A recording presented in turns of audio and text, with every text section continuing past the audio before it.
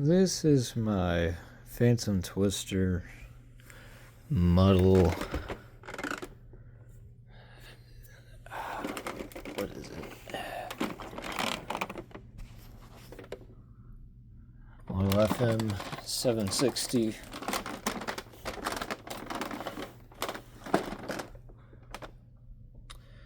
Also apparently called the 500DX.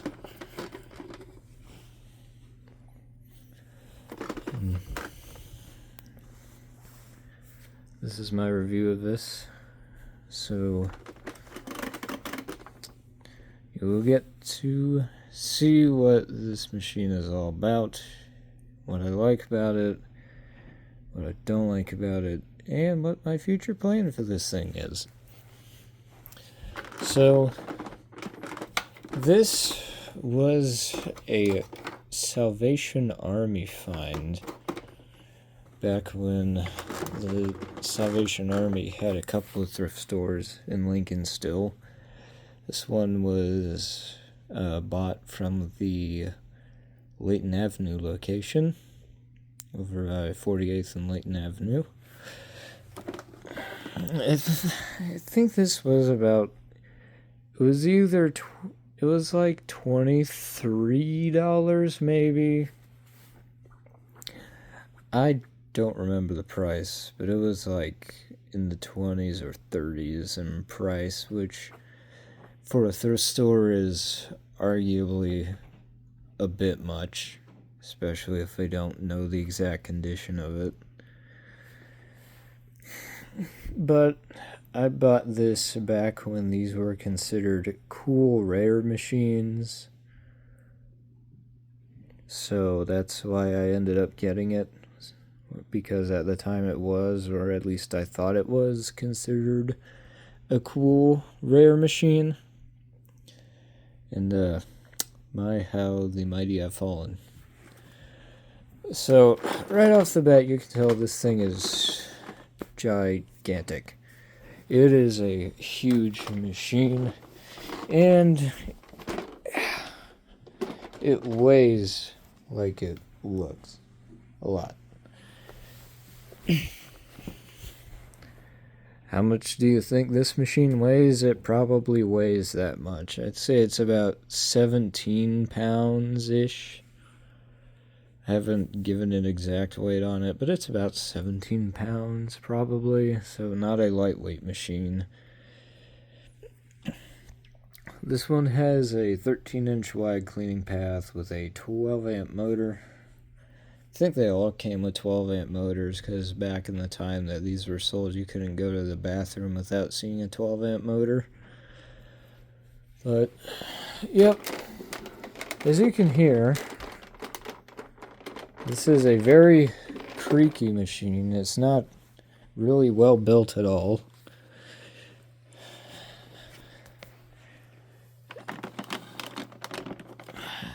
It looks like it's some kind of clean-out port that I can't really seem to figure out. This little button-looking thing right here that looks like it might release this piece right here. I'm not exactly sure what that's supposed to do. It looks like a button, but it's not doing button things, so who knows?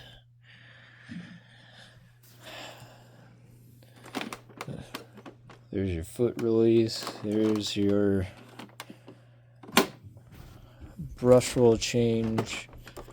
This one came with an extension wand and a crevice tool.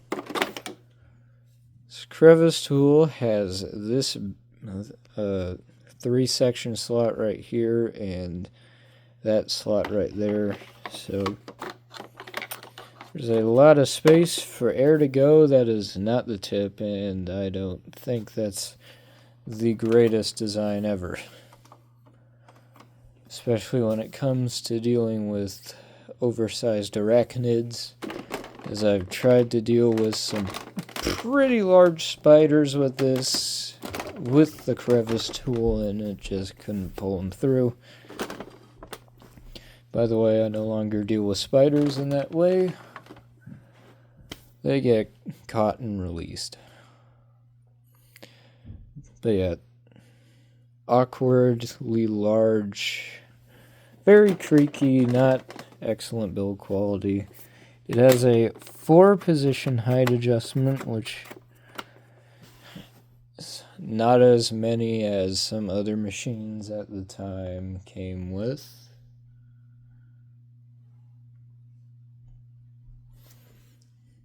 But at least it's a manual height adjustment. I always like manual height adjustments. It's got a headlight on it. That square right there has a bulb in it, which I also like headlights. The bin has this weird and extremely uncomfortable 2-stage release, which I can't say I like that either. But what really can you do about it?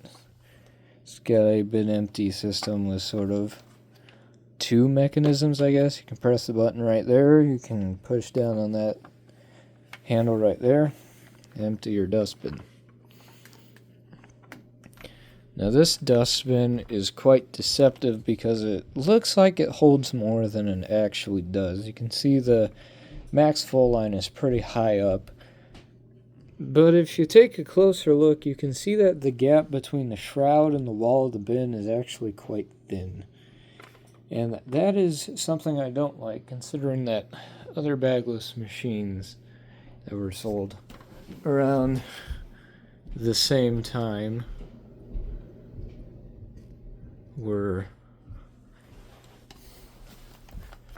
had a larger capacity than these did, and I think they were either just about the same price or less expensive than these were. You also have a pre-motor foam filter in there, which I don't know if I'm supposed to take this black piece out. Judging by the color of this little grate on the inside, I don't think so. So you kind of gotta just pull this foam filter through the inlet and then try your best to stuff it back in. Another bad design. I don't know why they did it like that. I just don't.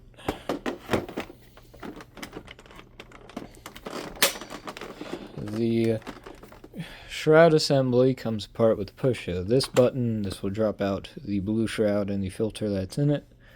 I will not do that because the bin has dirt in it, and I don't feel like dumping it out, even though there is really no problem to me doing it. On the side here, it's got a HEPA filter. This HEPA filter is not in terrible shape for how old the machine is, as it was made in 2003.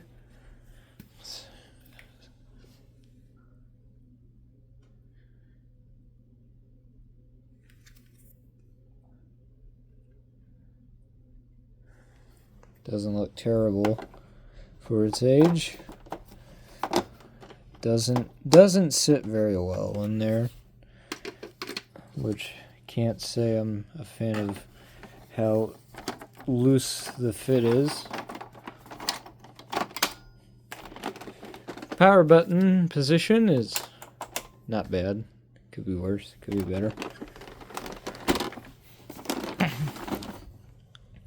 The brush roll is kind of interesting. You notice how it has this large gap right there. Well, let's take off the rug plate and take a look at what this mechanism looks like. This is the brush roll. It is a traditional plastic circular brush roll. So how does this switch from carpet to bare floor? Well, when you put the lever back, like I just did right now, the belt is supposed to move. I'm going to flip it on its side to do this so that it does it properly. The belt is supposed to migrate from one pulley to another.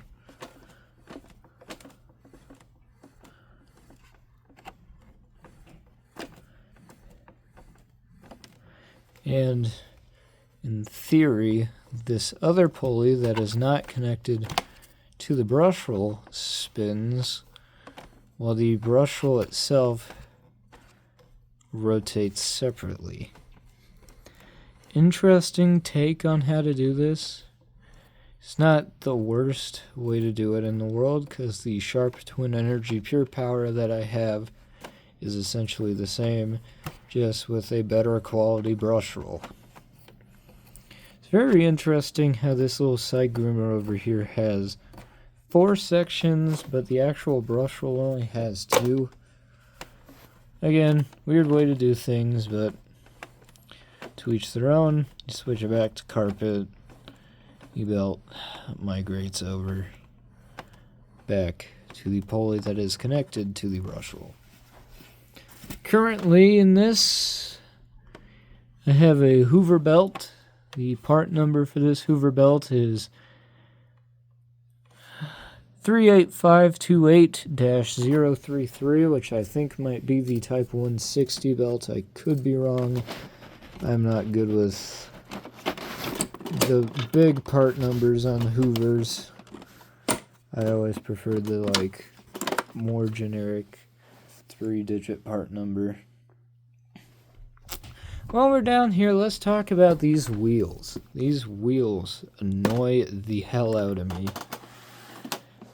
It just looks like a very big wheel that rotates on a very big axle, but no, it's not a very big wheel that rotates on a very big axle. What it is it is a rubberized ring that rotates around 3 smaller wheels. And I went to actually go in and lubricate this because it was being very hard to push, and it still kind of is. And that's when I found out the hard way that this is essentially 3 smaller wheels running a big outer wheel. Another design that I really don't like about this machine, because I had to take off this entire bottom part to get to those wheels. And when I tell you that putting the thing back together was challenging, I would put that to near Shark Duo Clean levels of difficulty. Coming from someone that has fondness of the Maxima, I do not like this dustbin setup either. I just don't like how the filter is only being blocked by a mesh screen that is still sitting in the dirt. Funny coming from someone that likes these machines, but if I'm going to be honest, I don't like those designs. I like the machines, not the designs, and I don't like that design. So, not a great execution. The twister mechanism is a good idea in practice, but in actual reality, it doesn't do a whole lot. Usually the dirt just spins around with the separator when you're trying to get the dirt to fall down.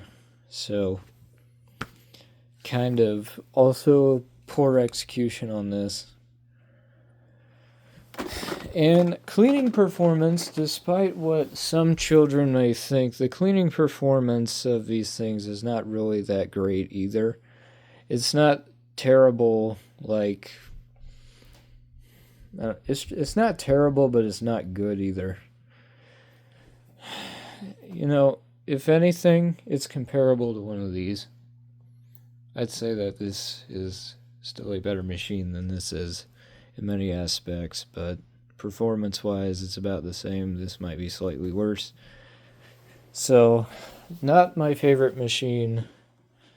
And when it comes to vacuums I regret getting from thrift stores, this definitely makes the list.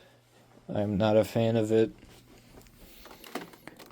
If you want one of these and you find one of these, go ahead and get it, I guess. But if you are taking my advice from if you should get a twister or not, I'd suggest against it, unless it has some kind of value to you. So let's hear this thing running for a little bit, then I'm going to tell you what I have planned for this.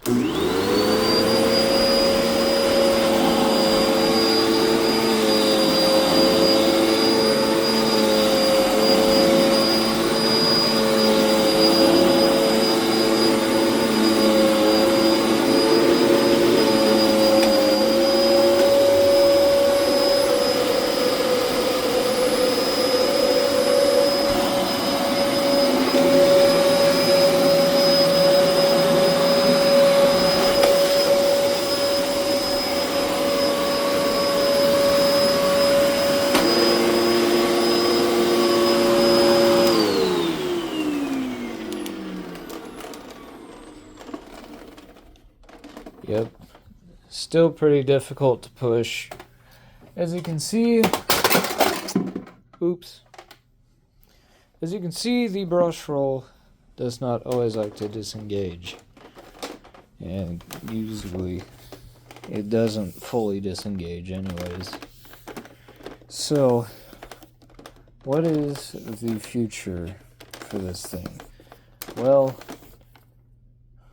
as of the day of recording this, which is Tuesday, the 24th of February, 2026, tomorrow, the 25th, I am meeting up with another collector from Omaha. This is not Nate Johnson. This is a completely different person that I just met recently. And this twister is one of his childhood machines. So, in a sort of, he is looking to clear out his collection, and he's looking to get rid of machines. He's told me that he's got storage units that he wants me to look at in case I see something he wants. And he says that he has a couple of like actual Fantoms that are not Euro Pros or Sanyos, just rebadged, like actual Iona made in Canada Fantoms. And he said that he would let me have a couple if I just gave him this. And I was like, deal. I don't want this machine anymore. I've lost all interest in it, so a deal's a deal. So maybe, just maybe, I might be getting some like actual Iona Fantoms, and maybe something else that I've been really looking out to getting. And yeah, so this will not be in my possession for very much longer. And when it all comes to the end, my thoughts on this machine are, it's not great. There really isn't much that make this machine remarkable in any case of the mind. I was told that the dusting brush and upholstery brush are essentially DC-14 or DC-07 tools colored black.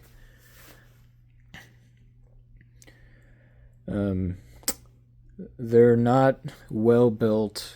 They don't perform great. The suction at the hose is kind of blah. It's like Ultima suction, but it's nothing to write home about whatsoever.